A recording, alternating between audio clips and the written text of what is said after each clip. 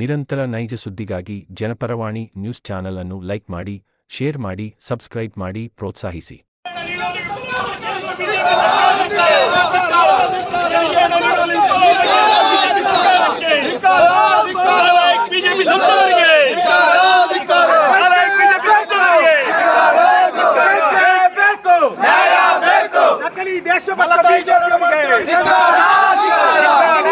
BJP ನಾಯಕರು 10 ಜನ ಹೇಳ್ರಿ, 10 ಜನನು ನಿಮ್ಮಲ್ಲಿ ಶಕ್ತಿ ಇಲ್ಲ, ಈ ದೇಶಕ್ಕಾಗಿ ಪ್ರಾಣ ತ್ಯಾಗ ಮಾಡಿಲ್ಲ.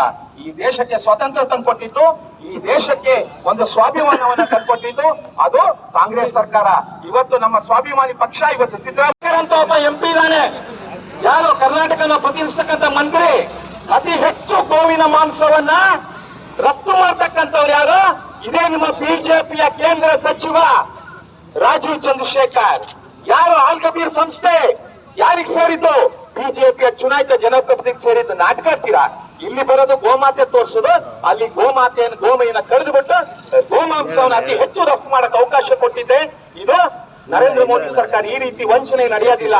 ಹಾಗೇನೆ ಇವತ್ತು ಕರ್ನಾಟಕದಲ್ಲಿ ಇರ್ತಕ್ಕಂಥದ್ದು ಸ್ವಾಭಿಮಾನಿ ಪಕ್ಷ, ಇಲ್ಲಿ ಇರ್ತಕ್ಕಂಥ ಕಾಂಗ್ರೆಸ್, ಇಲ್ಲಿಯ ಮುಖ್ಯಮಂತ್ರಿ ನಮ್ಮ ಸಿದ್ದರಾಮಯ್ಯನವರು, ಕನ್ನಡಿಗರ ಸ್ವಾಭಿಮಾನದ ಸಂಕೇತ DK ಶಿವಕುಮಾರ್ ಬಂಡೆ.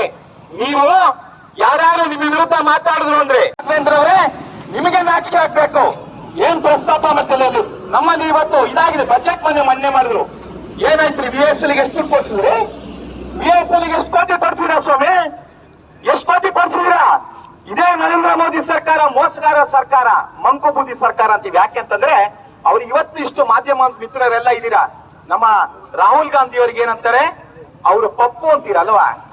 ಅದೇ ರಾಹುಲ್ ಗಾಂಧಿ ಇಂಟರ್ನ್ಯಾಷನಲ್ ಮೀಡಿಯಾವನ್ನ ಈ ದೇಶದ ಮಾಧ್ಯಮದಲ್ಲೇ ಪ್ರೆಸ್ ಮೀಟ್ ಮಾಡ್ತಾರೆ. ಯಾಕ್ರಿ? 59 ಇಂಚಿನ ಎದೆಯನ್ನ ಹೊಂದಿರತಕ್ಕಂತ ವಿಶ್ವಗುರು ನರೇಂದ್ರ ಮೋದಿ ಅವರಿಗೆ ಒಂದು ಪತ್ರಿಕಾಗೋಷ್ಠಿಯನ್ನು ಉದ್ದೇಶಿಸಿ ಮಾತಾಡಕ್ಕೆ ತಾಕತ್ತಿಲ್ವೇನ್ರಿ?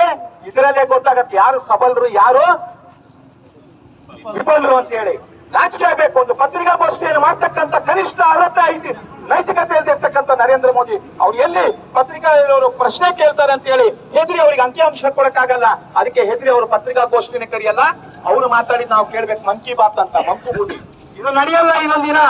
ಇವತ್ತು ನಿಮ್ಗೆ ಯಾಕೆ ಬೆಳೆಸಿ ಪ್ರತಿಭಟನೆ ಮಾಡ್ತಾ ಇದೀವಿ ಅಂದ್ರೆ, ಇವತ್ತು ಕೇಂದ್ರದಲ್ಲಿ ಕೇಂದ್ರ ಸರ್ಕಾರದ ವಿರುದ್ಧ ಮಲ್ತಾಯಿ ಧೋರಣೆ ನೋಡ್ರಿ. ಕೇಂದ್ರ ಸರ್ಕಾರ ಅಂತಂದ್ರೆ ಇದೊಂದು ಒಕ್ಕೂಟ ವ್ಯವಸ್ಥೆ. ಕೇಂದ್ರ ಮತ್ತು ರಾಜ್ಯ ಸರ್ಕಾರ ಇದೆ. ಅಂಬೇಡ್ಕರ್ ಅವರ ಸಂವಿಧಾನದ ಪ್ರಕಾರ ನಮ್ಮಲ್ಲಿ ಫೆಡರಲ್ ಸಿಸ್ಟಮ್ ಇದೆ, ಒಕ್ಕೂಟ ವ್ಯವಸ್ಥೆ ಇದೆ. ಅಲ್ಲಿ ಕೇಂದ್ರ ಸರ್ಕಾರ ಡೆಲ್ಲಿಯಲ್ಲಿ, ಇಲ್ಲಿ ರಾಜ್ಯ ಸರ್ಕಾರ ಇದೆ. ಕೇಂದ್ರ ಸರ್ಕಾರ ಯಾವತ್ತು ಮಾತೃ ಹೃದಯಿಯಾಗಿರ್ಬೇಕು, ತಾಯ್ತನದಂತ ಇರಬೇಕು. ಆದ್ರೆ ಈ ಮೋದಿ ಸರ್ಕಾರಕ್ಕೆ ತಾಯ್ತನ ಇಲ್ಲ. ಇದು ಮಲ್ತಾಯಿ. ಇದು ಮಲ್ತಾಯಿ. ಕರ್ನಾಟಕದಿಂದ ಲಕ್ಷಾಂತರ ಕೋಟಿ ನಾವು GST ಇನ್ನಿತರ ತೆರಿಗೆಯನ್ನು ಕಳಿಸ್ತೀವಿ. ನಮ್ಗೆಷ್ಟು ಕೊಡ್ತೀರಾ ಸ್ವಾಮಿ? ನಮ್ಗೆಷ್ಟು ಕೊಡ್ತೀರಾ? 14ನೇ ಹಣಕಾಸಲ್ಲಿ ನಮ್ಮ ತೆರಿಗೆ ಪಾಲು 4.71 ಕೋಟಿ ಇತ್ತು, ಲಕ್ಷ ಕೋಟಿ ಇತ್ತು. ಈಗ ಎಷ್ಟು % ಇತ್ತು? ಈಗ ಎಷ್ಟಾಗಿದೆ? 3.63 ಇಳಿದಿದೆ 15ನೇ ಹಣಕಾಸಲ್ಲಿ. ನಮಗೆ ನಮ್ಮ ರಾಜ್ಯದ ತೆರಿಗೆ ಪಾಲನ್ನ ನೀವ್ ಯಾಕೆ ನೀಡ್ತಾ ಇಲ್ಲ? ಉತ್ತರ ಭಾರತದಲ್ಲಿ ತೆರಿಗೆ ಕಡಿಮೆ ಕೊಡ್ತಾರೆ, ಆದ್ರೆ ಅವರಿಗೆ 1,83,000 ಕೋಟಿನ ಅವ್ರಿಗೆ ಕೊಡ್ತೀರಾ ತೆರಿಗೆ, ಅವರಿಗೆ ಪಾಲನ ಅನುದಾನವನ್ನ ಕೊಡ್ತೀರಿ ಈ ಬಜೆಟ್ ಅಲ್ಲಿ. ಹಾಗೇನೆ ಏನಂದ್ರೆ ಮಧ್ಯಪ್ರದೇಶಕ್ಕೆ 80,000 ಕೋಟಿ, ಹಾಗೇನೆ ನಿಮ್ಮ ಯಾವ್ದು ಅಂತಂದ್ರೆ ರಾಜಸ್ಥಾನಕ್ಕೆ ಜಾಸ್ತಿ 80,000 ಕೋಟಿ ಕೊಡ್ತಾ ಇದ್ದೀರಾ. ಆದ್ರೆ ಕರ್ನಾಟಕಕ್ಕೆ ಕೇವಲ ಎಷ್ಟು ಕೊಡ್ತಾ ಇದ್ದೀರಾ ಅಂತಂದ್ರೆ, ನೀವು ಕರ್ನಾಟಕಕ್ಕೆ ಕೊಡ್ತೀರಾ 37,000 ಕೋಟಿ. ಇದು ನ್ಯಾಯನಾ ಸ್ವಾಮಿ? ಇದು ಒಂದು ಕಣ್ಣಿಗೆ ಬೆಣ್ಣೆ, ಇನ್ನೊಂದು ಕಣ್ಣಿಗೆ ಸುಣ್ಣ. ಮೊನ್ನೆ DK ಸುರೇಶ್ ಹೇಳಿದ ತಕ್ಷಣ ಏನಂತೀರಾ ನೀವು? ಭಾರಿ ದೊಡ್ಡ ಇದು ದೇಶದ್ರೋಹಿ. ದೇಶದ್ರೋಹಿಗಳು ಬಿಜೆಪಿಯವರು. ಈ ಹಿಂದೆ ಬ್ರಿಟಿಷರ ವಸಾಹತು ವಿರುದ್ಧ ಹೋರಾಟ ಮಾಡಿದವರು ಯಾರು ಅಂದ್ರೆ ಕಾಂಗ್ರೆಸ್ನವರು. ದೇಶವನ್ನ ಕಟ್ಟುವ ಸಂಸ್ಕೃತಿ ಯಾರ ಹತ್ರ ಇದೆ ಅಂದ್ರೆ ಕಾಂಗ್ರೆಸ್. ಒಡೆಯುವ ಸಂಸ್ಕೃತಿ ನೀವು ಬಿಜೆಪಿಯವ್ರಿ.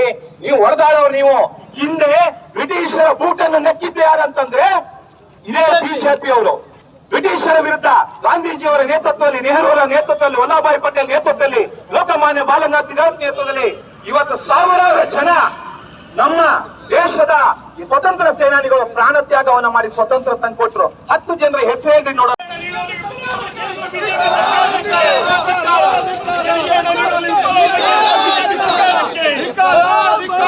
ಬಿಜೆಪಿ